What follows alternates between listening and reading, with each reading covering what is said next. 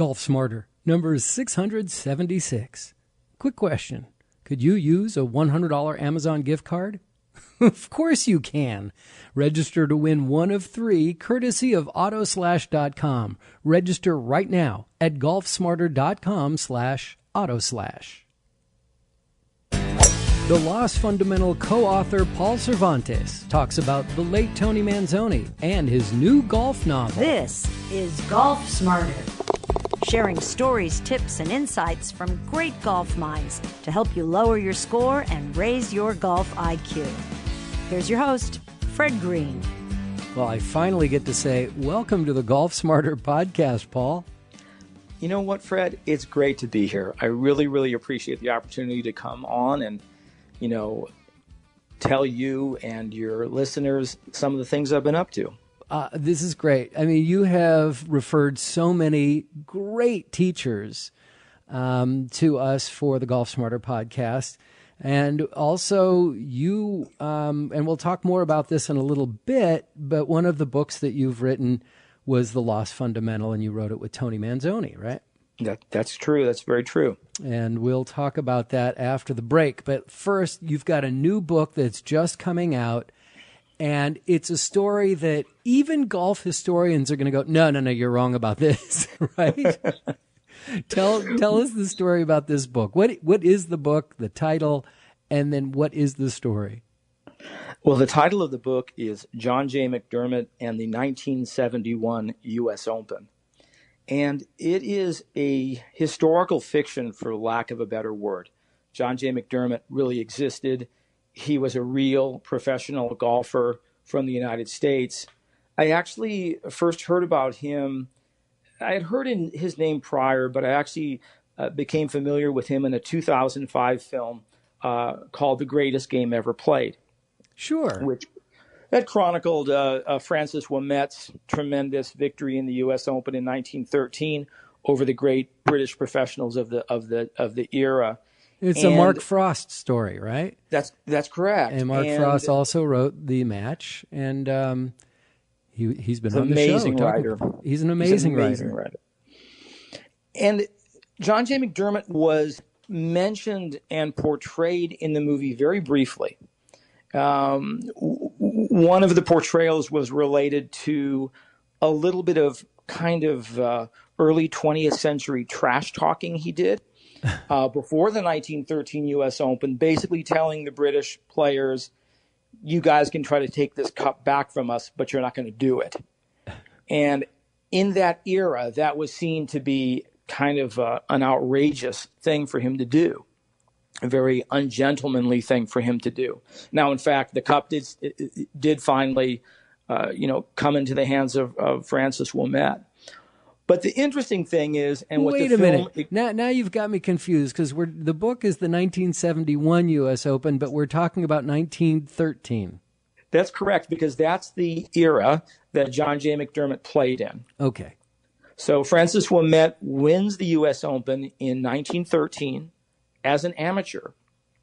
But the interesting thing is that John J. McDermott won the U.S. Open in 1911 and 1912. He remains the youngest U.S. Open champion ever at the age of 19, and he was the first American to win the U.S. Open. For the previous decade, the event had been dominated by the great British players of that era. And McDermott broke that string and paved the way for Francis Ouimet and for the burgeoning of American golf that happened into the 20s and into the 30s, into the Jones era and the Hogan era and the Nelson era. However, as auspicious as McDermott's debut was, as fantastic a player as he was, shortly after his 1912 win, he institutionalized himself. He self-committed into the psychiatric hospitals of that time and that place, being Philadelphia, and he lived out the rest of his life in mental asylums in that part of the country. And he did so voluntarily, it's just hard to figure how a 20-year-old man who had won the U.S. Open twice would slip so far and so fast. It's generally regarded that he suffered from schizophrenia, but no matter what, he lived out the rest of his life in those asylums. The connection with the 1971 U.S. Open is also historic. John J. McDermott attended the 1971 U.S. Open as a factual matter. He was also ejected from the pro shop of the 1971 U.S. Open for reasons that are raised in the narrative of the book. But the biggest thing about John J. McDermott, and maybe this is just something that comes from getting a little bit older and having a kind of a deeper sense of one's own mortality. When I read the story of John J. McDermott, I thought, this guy, he achieved so much and fell so far, and by the time he left this earth, his story was very sad. And what I wanted to do in a way that blended both fiction and history was create a glimmer of optimism at the end of his life, in his 80th year. I wanted to do things to kind of humanize him. Number one, he's a very historic figure, but I wanted to humanize him as a historical fictional character, and also to kind of amplify what golf was like in the 1960s and 1970s, in the last years of his life, and how the life of a professional had changed from when he was a professional at the start of the century to what it was in the 1970s. It's kind of my era. I grew up in the 70s. I remember what golf was like then. It was very different then than it is now. So it's kind of it was a nostalgic thing for me. I wanted to give this great player, this two-time major champion, a little bit of exposure and a little bit of an opportunity for some goodness at the end of his life, even if it's only kind of a fictionalized goodness. So what was it about this story that made you think this is a story that I've got to write, but I wanted to make it fictional? You know, when I first started researching the story, I actually approached the USGA's historian, and he's a sweet guy. He was unbelievably helpful, and he gave me all of the materials that the USGA has on McDermott, and they were extremely minimal. Very little about him. I mean, I understand it's over 100 years ago that he won the U.S. Open, and his career ended at that time. It wasn't as if he was like a Francis Ouimet who won the U.S. Open in 1913 and then became an ambassador to golf for the next 50 years. This was a person who came onto the golf scene and vanished before there was really any mass media. There was no radio coverage.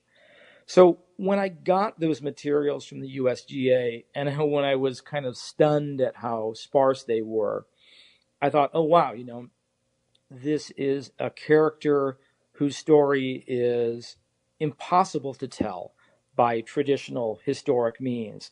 The only way is to fill in the blanks, incorporate what I knew about those time periods and those places, and to tell a story that kind of ennobled him in a way, even though I understand that he was a person who obviously suffered from a very serious mental illness. I wanted to do things that ennobled him as a person, and no one else had done it. I searched quite diligently, and there's very little that's written about him.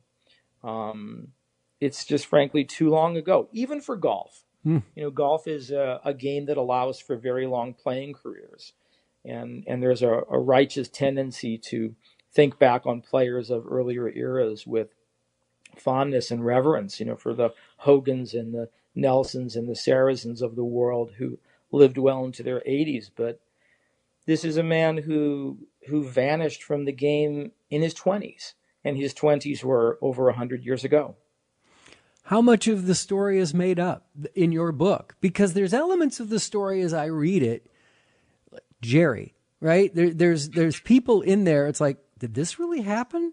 Because you get into some level of detail, and reading these conversations between this golf pro and his niece, and these people at the club. And I'm like, the level of detail, did you make this stuff up? Is this part of the creative that you tied into the fictional tied into the historical? It's a little bit of both. There really was a golf pro who played a few rounds with John J. McDermott in the late 1960s. And he's passed on now. Okay. But there was very little about that, just that he had done it. And kind of in the same way, someone from McDermott's facility called this local club and said, hey, we have a guy here who said he used to play golf. Is there any chance he can come out at play at your club? And he was invited to do so. And the Jerry Garcia character is a 1970s era golf pro in his late 30s. And part of what I'm trying to do is to kind of point out the difference between, a late 30-something 1970s country club pro and a one-time U.S. Open champion who had fallen, and kind of created an interplay between those two men, kind of celebrating the way they were different and the way that they were the same. So virtually all of the elements that I would say, are character-based between Jerry and Sharon and Nils Lindley and Allie, they're completely fictional. Okay. Their interplays with John J. McDermott are completely fictional. And the initial concept for the book was for it to be quite brief. I wanted it to be actually like a super short story or a short novella. But in time, somehow, Jerry Garcia grew. He became something different. And as you'll read later in the book, his own story is full of a challenge not unlike the one that John J. McDermott faced at or about the same age. Mm-hmm. So as the book moves towards the middle and the end, you see more similarities about their lives as players and as men and as people trying to, in a way, outlive their past and find a future. And let's clarify that it's Jerry Garcia, Jerry with a G. That's right. That's right. And is that a name you made up and you thought, well, that will be fun. Let's just mess with that. I mean, how did you come up with Jerry Garcia?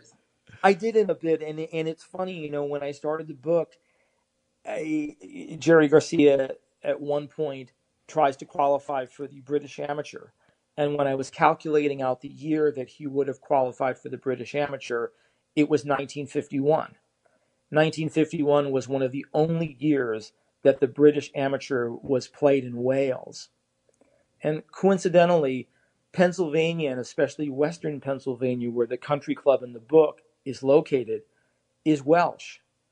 Brynjolf Hall and Ballackinwood, they're all Welsh names. So by accident, I had stumbled into this coincidence that that area of Western Philadelphia has quite a bit in common with Wales, a place that the fictional golf pro tried to qualify for the British Amateur in 1951. And once I saw that parallel, I just thought, I wasn't trying to do this, but it's something rather cool. Don't know anything about Wales, don't know anything about Welsh, about Welsh language, but I actually learned something about both in the writing of the book, and particularly about Royal Porthcawl, where the 1951 British Amateur was played that year. I'm not done with the book, but I am sucked in big times. I am going to finish it because I just feel like I'm there with them, and it feels like it's really happening. So, the fact that it's historical fiction is interesting, but it doesn't feel like it, and that's because there is a J.J. McDermott.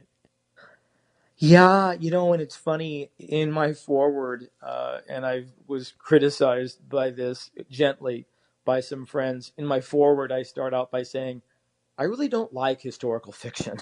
And then I could go into the reasons that I don't, and I was very uncomfortable putting words into a person's mouth who actually walked the earth, who is actually a real person in this world. But in the end, my need to kind of honor John J. McDermott's life and his achievements and his humanity of a person who lived for 80 years. It kind of outstripped that. I kind of had to learn to tough it out and to give him his due as respectfully as I could, acknowledging his condition, but helping him move beyond it at the end of his life. What's your favorite part of the book? Oh boy, that's a wonderful question. I don't want to give anything away for you. I suppose my favorite part of the book is when Jerry Garcia confronts his own demons, which came in his life when he was 18, as opposed to Mcdermott, who came to his demons when he was 20. I think, and again, this is a function of being my age, which I know is approximately your age. I think there's a tendency to look back and want to change some things, but in the end, we know we can't change them. We have to take the things of our past that we don't like, and we have to reforge them into something that we can use as we go forward in our lives to our future. And when Jerry realizes that, when he realizes that he doesn't have to be defined by his past, as he sees it, he's free to create a new future. And also, I want to say one more thing, and it's kind of interesting to me.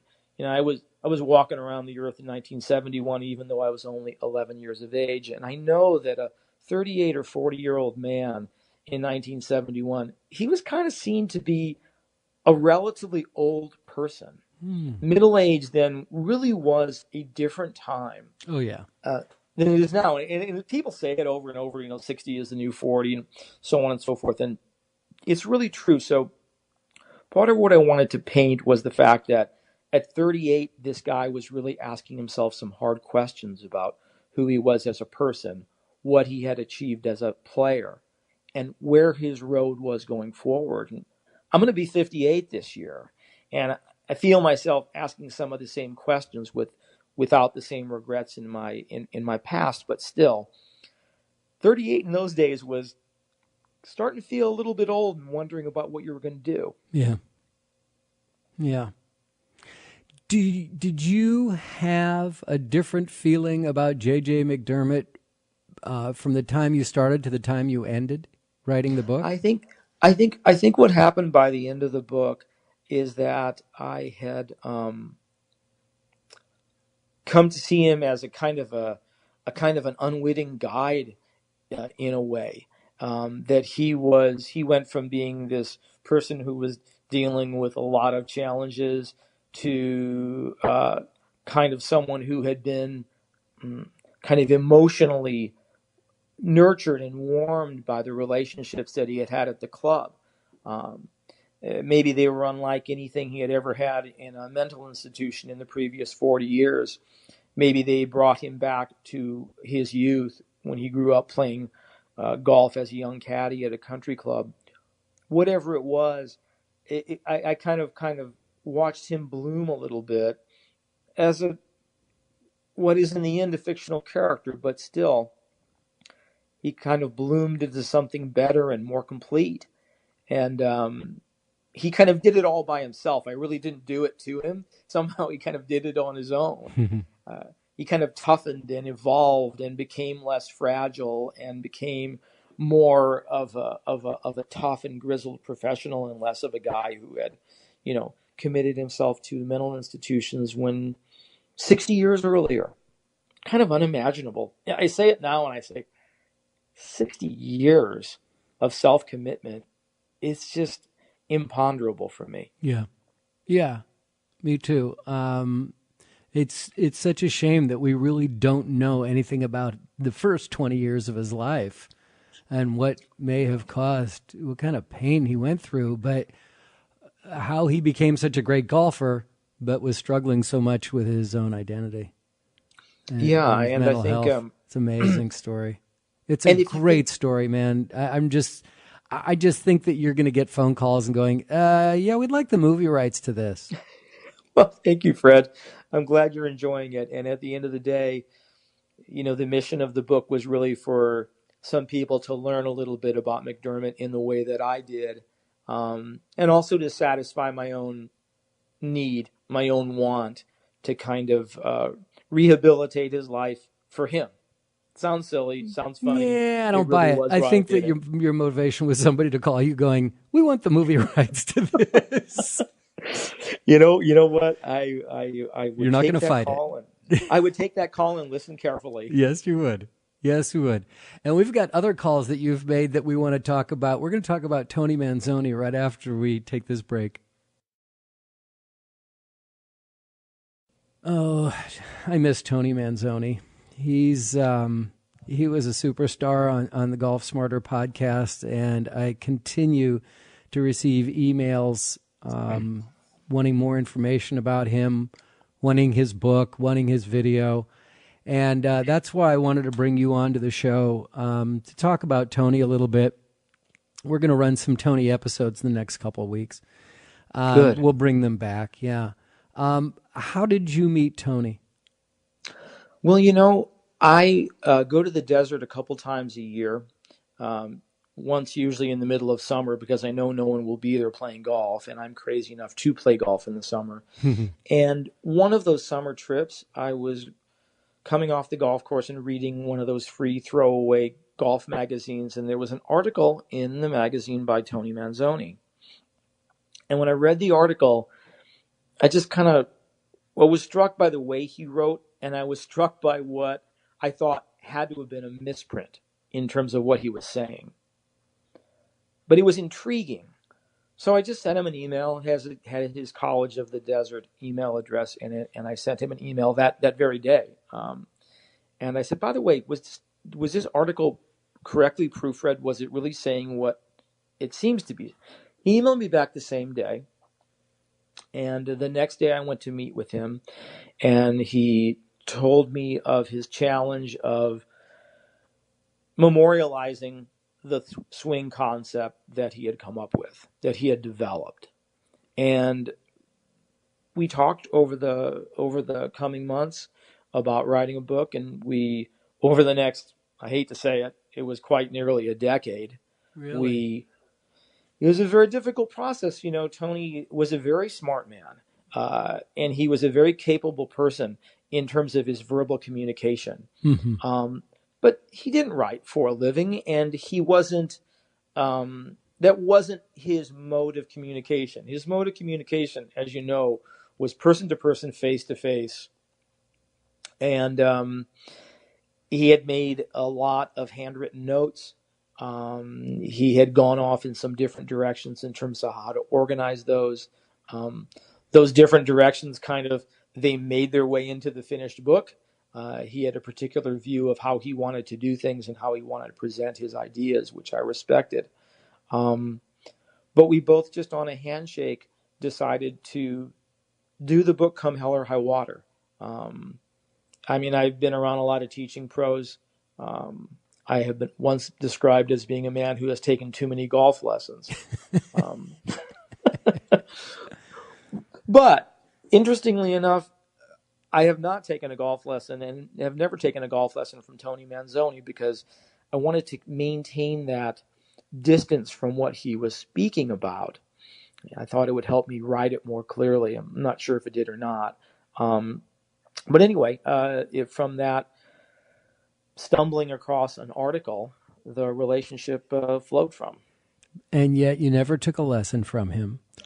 But did you, with all the writing and you really, with all the conversations, all the writing, it really must have sunk in what he was trying to teach. Did you ever incorporate it in your game? Did you feel it? I do to this day. Really? And it is the funniest thing. And I think probably twice a year for all the years I've known Tony, I would call him up and I would say, Tony, when I play well, I always feel this. And I would tell him what I feel, and he would talk about it for about 15 minutes, and I would say, but I just can't get it on X shot or Y shot or Z shot. And he would talk for 15 minutes about how that was an easy thing to do and try to get me to feeling that. And I think That is proof of concept for me, a handicap golfer, that this simplicity of what he's saying, it never gets old. You never have a time where you say, you know what, I've got to move on. That concept no longer works for me. It's like whenever you can resensitize yourself to that feeling and that movement, then almost invariably I can feel my game come back. So even though I didn't take the lesson, I played golf with Tony a couple times, and I watched him hit balls many times, and I watched him teach other students kind of informally and formally many times. So a lot of that sunk in, but there's a particular genius to what he said and how he said it, that in the years that I've played golf, I've not been exposed to. Could you describe his method? Could you repeat it? In the book, he refers to a letter that he once read, written by Ben Hogan, and it described the transfer of weight onto his left side at the top of the backswing. And Tony was sure that that was Hogan's misprint, that he had mistyped it. And he later found out that it wasn't a misprint at all, that there was this kind of secret to the secret, that the weight, in Tony's words, didn't transfer to the back foot, or what for a right-handed player would be the right foot, but that it actually kind of travels through that foot and into the front foot. And it sounds weird. I mean, through a foot, but there's an element of efficiency to it. Once you feel it, once you feel that transfer, that is the opposite of a sway. A sway is the absolute opposite of a single pivot swing. That means the weight is actually moving out to your right, to your back foot, and then moving back forward. And Tony wanted to eliminate that movement. And a lot of people confused it for stack and tilt. And there are definitely some similarities, but in Tony's simple words, there is no stacking and there is no tilting in his method. It is merely a shift toward the target side that is maintained throughout the swing. For some strange reason, I've always found it easier to do with a full swing. I can do it with driver. I can do it with fairway woods. I can do it with long irons. As the club gets shorter, I have a harder time keeping that feeling. Most people are the opposite. But once you do it, it's like the number of moving parts in your swing decreases. It's like there's less going on to go wrong with. And it all feels more controllable and more powerful. And I hate to use the word because I can't do it, but it feels more repeatable. Yeah, I agree. And lately I found myself having my weight transfer balanced on my left foot and just using that as my base and just trying to keep my head and body still and rotating around that axis right there. And I'm making better contact. And you're right, it's with longer irons, longer clubs. It's definitely a better. And just kind of a 10-second aside to that, and I don't want to get off course. One of the reasons I think that it's more difficult for handicap players to incorporate it into their shorter swings is because handicap players, they kind of use rhythm when they hit short shots. And when they hit full shots, really, even though it is a swing, it's also a blow.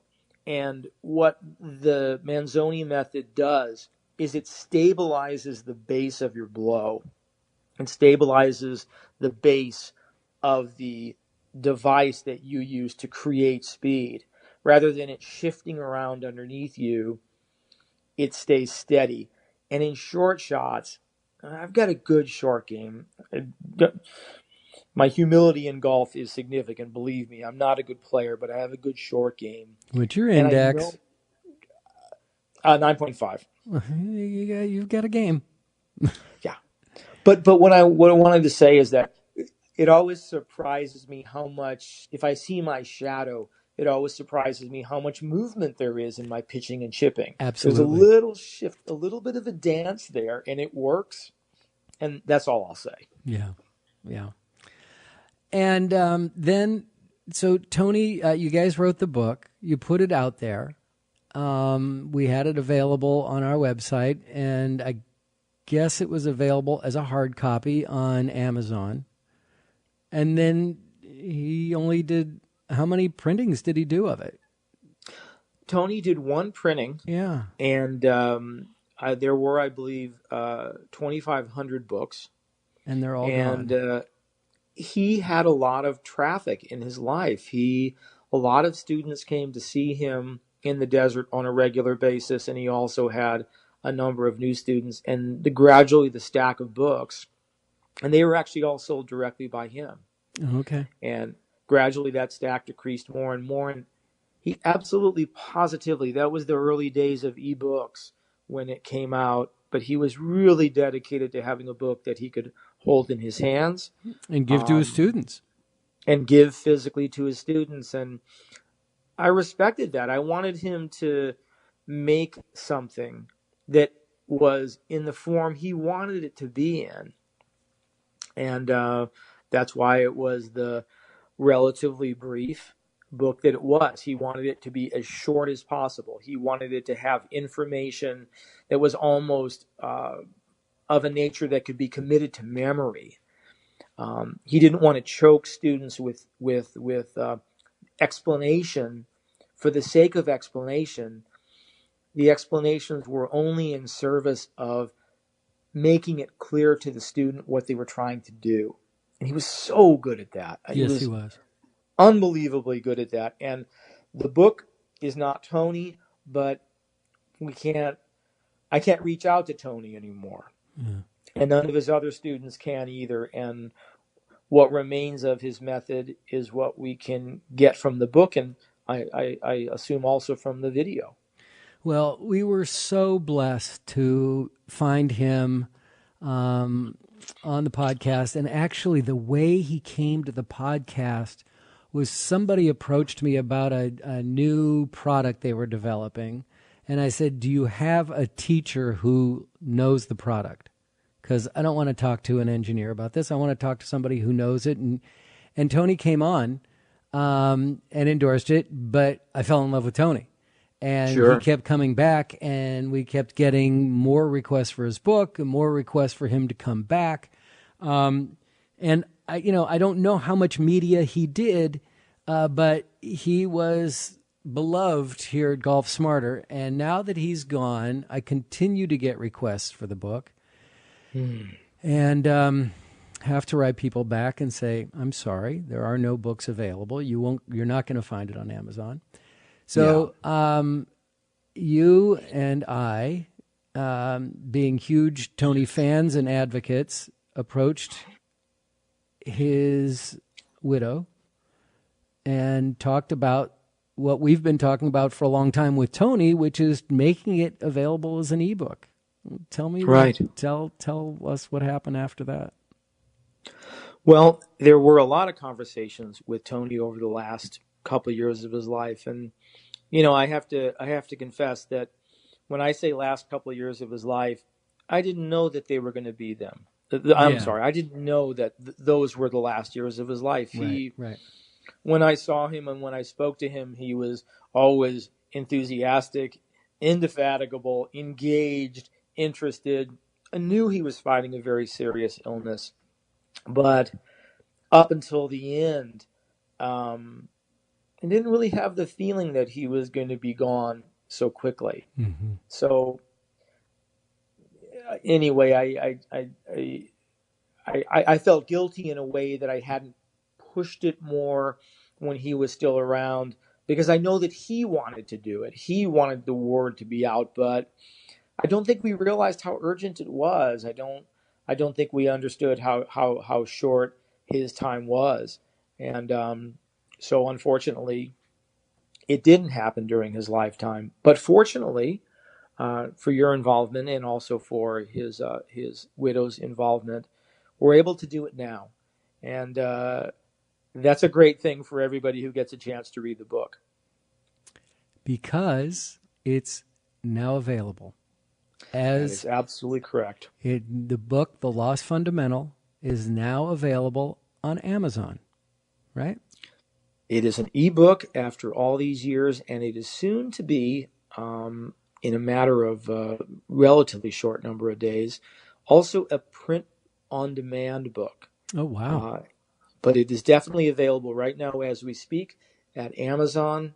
If anyone searches Amazon for The Lost Fundamental and just the words Tony Manzoni or Manzoni, Lost Fundamental, any of those combinations, and it will pop up, and they can have it on their Kindle or iPhone forever immediately.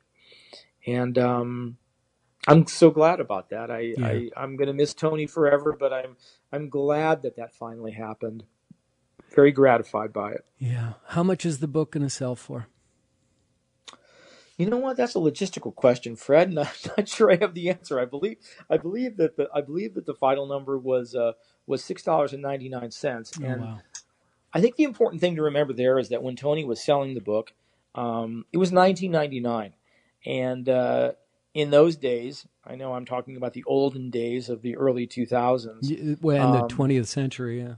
That's right. In the 20th century, yeah, he endured significant costs of printing that basically necessitated what he charged for that book. Mm-hmm. He wasn't making a lot of money on them, so we're able to bring it to people now, $6.99 as an ebook, and I don't believe that the pricing on the print version has been finalized, but it'll be right around there, well under 50% of the cost of the original book. Wow. We're going to, I will make sure to have links in today's show notes directly to the book in Amazon. So if you are at all interested in purchasing the book, first of all, please do. Highly recommend it. You'll enjoy it and you'll learn a lot. But it will be available and you can purchase it as an ebook. And if you really do want a hard copy of it, a printable version, get in touch with me, and we'll let you know what that is. And also, if you are all interested in the DVD, that's no longer available, but I have the video file that I can send you a link to digitally if you want to purchase the DVD. And I'll give the price on that at a different time. We're recording this a couple of weeks before it's being published, so we have to work on the pricing of the DVD. The video that's going to be on YouTube, it'll be an unlisted place. You won't be able to find it on YouTube. The only way you'll be able to view it is for me to send you a URL for that. And we wish that if you do purchase the video, you don't share it with other people. It's just not fair to the family. But what we didn't find out about is how to get a copy of J.J. Mcdermott and the 1971 U.S. Open, which we didn't even talk about 1971, about the Open part. But I just want to read the book, so don't tell me about it. So how do we get a copy of that? Yeah, I don't want to spoil that for you, Fred. And I know you'll work your way to the end and you'll go, oh, I see. That's why 1971 U.S. Open. I don't want to spoil that for you. Yeah, same thing. If you go to Amazon and you search John J. Mcdermott and the 1971 U.S. Open, it is, I am confident, the only book there by that name. John J. Mcdermott, along with Paul Cervantes, any combination of the title. And maybe if you're interested, Fred, I'm not sure if it would be logistically possible, but I could also send you a link, and you could include that somewhere on your Magic website if that's possible. Okay. All right. How much is the book? The Mcdermott book? Do you know? You hit me with another $0.02 number. I believe it's $4.99, and it is only available as an ebook. And I want to make one other point about it. It's available for a limited time to anyone who wants to buy it, but particularly to Golf Smarter podcast listeners. In a couple months, I'm actually going to be pulling it from sale.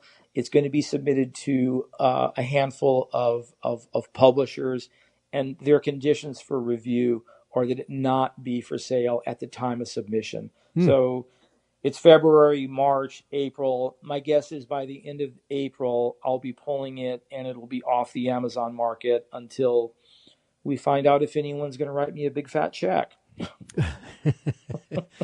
And make the movie. Exactly.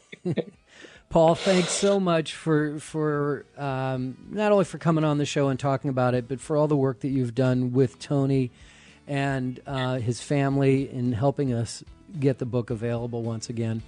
And thank you for writing this book about J.J. McDermott, a story we never would have heard, and I hope that a lot of people take notice and keep asking you about it. Thanks so much, man. Hey, Fred, thank you for, doing the podcast, undoubtedly the best golf podcast that there is, and doing it for as long as you have done it, and keep on keeping on, and I really appreciate the opportunity to chat with you and your listeners.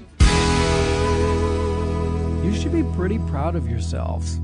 It's because of so many requests that I've received from the Golf Smarter community that prompted a lot of conversations, waiting, prodding, then Tony losing his battle with cancer, the generosity of Tony's widow, and Paul's efforts, that the Lost Fundamental, which has been unavailable for a couple years now, is available again.